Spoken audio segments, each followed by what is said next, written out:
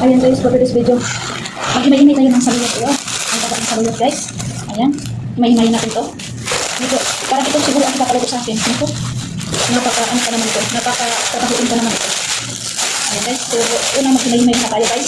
Mamaya magluluto tayo nito. Kasi binighan ako ng saluyot ng amo kong lalaki. Tatlong, ganito guys ang tataba ng saluyot. Ayan, so ngayon himay-himay natin. Siguro ito ang lunch namin ngayon. Dalian ko kasi ang oras ay alas 12 na po. So kailangan ko ito anuhin. Matrabaho to guys, ganito. Natrabaho to. Pag himay-himay pa lang ang taas ng oras na kinakain ito. Then hugasan mo pa mga ilang beses dahil ang lupa dito sa Middle East ay puro mga balas. Yan. Mabalas po yung mga lupa dito. Yan. So kailangan ko ito hugasan ng maayos. Then pagkatapos ko ito hugasan ng maayos, ano guys, i-blender ko na. Easy naman yung pag-blender. Easy na. Kubulong na ito. Wala kayo dyan. Natatawa ako sa mga sinasabi ko. Sobrang ganun ko talaga guys. Iwan ko ba yung dila ko.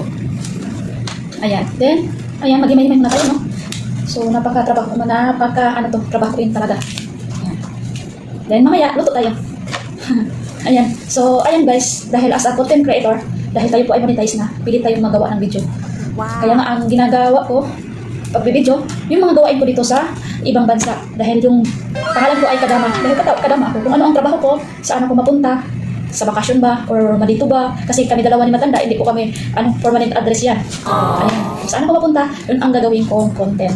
At alhamdulillah, nakakatuwa naman po. Dahil ang amo ko ay hindi stricto sa magbibideo. Sa hindi ko naman trabaho ang binibideo ko, hindi ko naman sila binibidyohan. Okay lang yun. Ganun po guys. Para lang may ma-upload tayo araw-araw. Lalo na po ako ay isang monetize na. Kailangan ko talaga mag-upload araw-araw. Ayun. Ganun talaga ang buhay ng isang content creator. Plus buhay OFW. Ang hirap. Pag extra income po ito. Pagawa ko ng mga videos ko guys.